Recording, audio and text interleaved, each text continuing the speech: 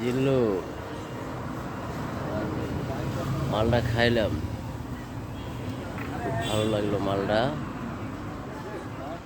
শোন জিল্লু, তুই তো বাংলাদেশে দুটো বিয়ে করছিস, কিন্তু তোর তো কোনো শালি নেই।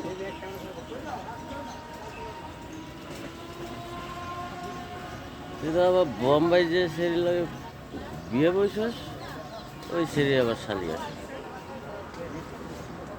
তো ওটার লাগে আমাকে একটু ভাগ করে দে না, আমি একটু প্রেম করে দে। আমি খারাপ হইতে পারি, আমার জিনিস কিন্তু খুব ভালো রে। হ্যাঁ, সেই সে ঠিক আছে, খুব ভালো লাগে রে।